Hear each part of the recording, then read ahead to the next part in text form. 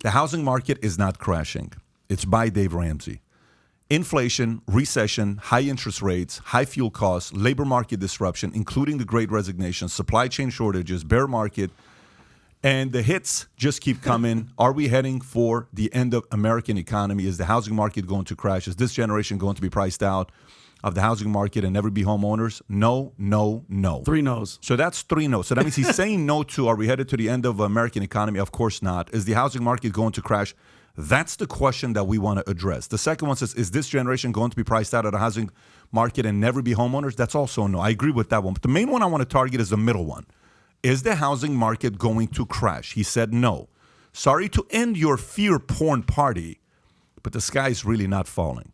It's definitely scary, and some of the things going on truly do suck, but the sky's not falling. When you're operating on fear, fight, or flight, chemicals flood your brain and your critical thinking skills shut down. Higher thought patterns and analysis are only possible when a perceived threat is lowered. You don't ever make good decisions based on thinking. You do when you're afraid or angry. And the news cycle right now will make you both angry and afraid several times a day if you let the drama in. So the porn party is still going, basically. Yeah, so no, what he's saying is don't worry about it. It's all going to be all right. So I just finished a book. It's called How to Mighty Fall. It's by Jim Collins. Mm-hmm. Okay, Jim Collins wrote a book years ago called Good to Great. So in this book, How to Mighty Fall, he asks a very, very good question, okay, which is a rebuttal to this here, because it is a battle. He's giving the motivational, positive thinking, everything's going to be all right mindset, which is something I subscribe to my entire life. However, there's a caveat to it. In the book, Jim Collins says you have 2 options here, okay? Say you're somebody who is always optimistic, and you say things like, I'm the best, I'm great, we're going to do fantastic, we know what we're doing, we're the best in the marketplace, no one's better than us, we're going to go do this, and we're going to da-da-da-da-da, okay?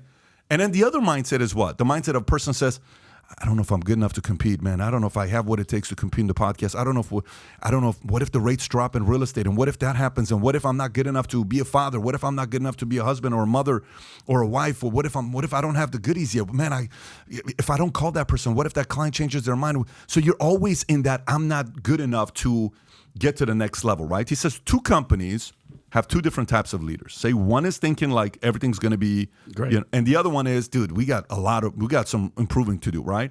He says, let's look at the first option. If the first option, if you're right, guess what? Everything's great. If you're wrong, you're problematic. Mm-hmm. You're going to go out of business. But in the second situation, if you're wrong, who cares? Mm-hmm. But if you're right, good for you. You're going to keep improving.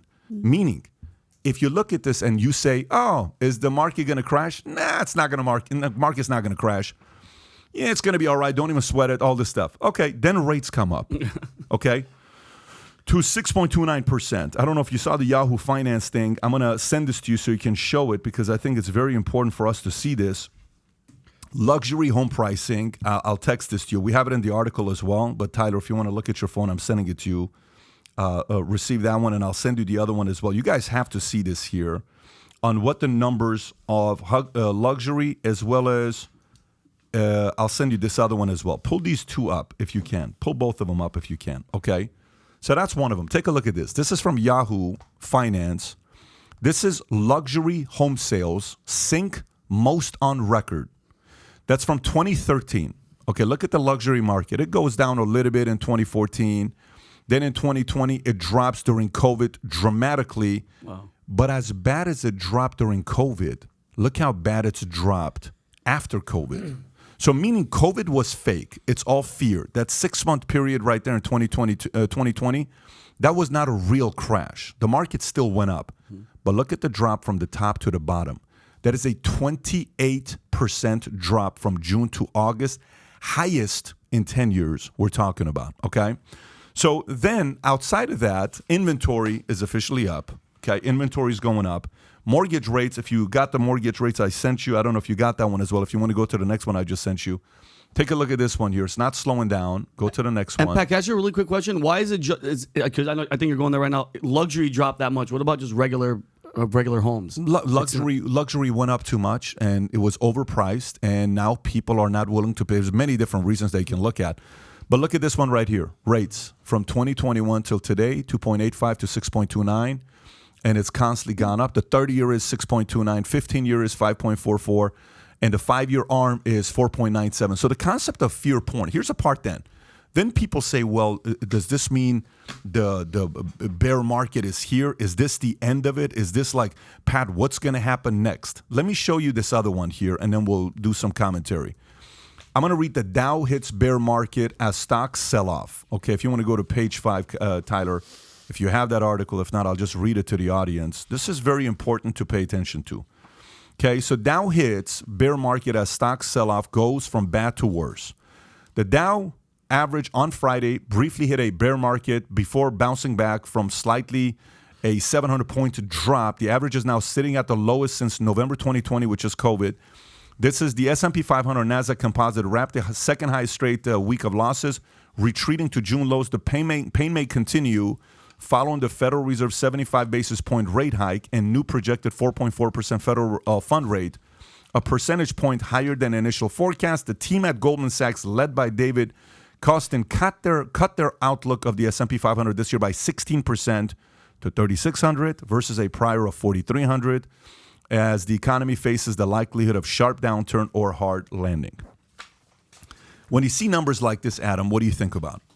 What do you think about with Dave Ramsay talking about real estate's not going to crash, and then you see the market dipping 28% specifically on real estate? How do you process that? I mean, I'm looking from a macro perspective. I mean, the world has changed so much in the last 2 years, right? I mean, think everything we've gone through with COVID and the markets and real estate and masks and lockdowns and recessions and this, and I think everyone is looking for stability at this point. So there's so many people saying, I know that the market's going to go up. Market's not going to go down. This is what happened with COVID. This is what's going on in the World Economic Forum. Like, there's so many different things going on. And I think it's incumbent on you as an individual to seek stability in your life. There's going to be experts telling you X, Y, Z, up, down, left, right. Yeah. I think it's very important for you as an individual to take ownership in your life and say, how can I make my life better, and tune out the noise? We're literally going through a hurricane right now, like in Florida. And I feel like the entire world, to use a metaphor, is going through a financial, socioeconomic hurricane. Mm-hmm. And in the middle of this crazy storm that's going on, the calm and the eye of the storm is the only place in the middle of a hurricane where there's actually not craziness going on. So in all the craziness of the world, you need to figure out where that stability can come from in your life, whether that's God, whether that's family, whether that's politics, whether that's just, your own individual freedoms, whatever it is. You need to find that certainty in your life. I don't know if Ramsey's right. I don't know if he's wrong. I don't know if Jamie Dimon's right. I don't know if he's wrong. But you need to kind of find the voice of reason in your life and find your center of gravity and figure it out for yourself, because nobody's coming to save you. You got to save yourself.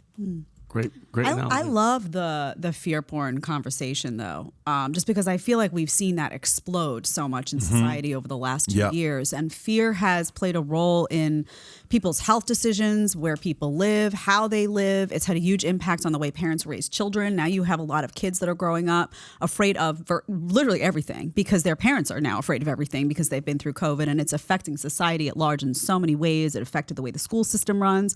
So people are in a very different head right now. And I'm wondering if there's just going to be a pretty enormous backlash to this, which means that a lot of people were making decisions based on fear and now are looking back and seeing the negative ramifications of that on themselves and their families. And I'm wondering if now there's going to be people rising up refusing to do that again with the complete opposite mindset of, I'm not going to live in fear. I'm not going to let these things, prevent me from excelling. I'm not going to be, stymied by what a political bureaucrat or what society tells me I should be afraid of. Because what I'm seeing now is kind of like a lion kind of like roar from a lot of people who bought into the fear and now just refuse to live that way, just seeing how negatively it affected their families over the course of the last 2 years. So if you like this clip and you want to watch another one, click right here. And if you want to watch the entire podcast, click right here.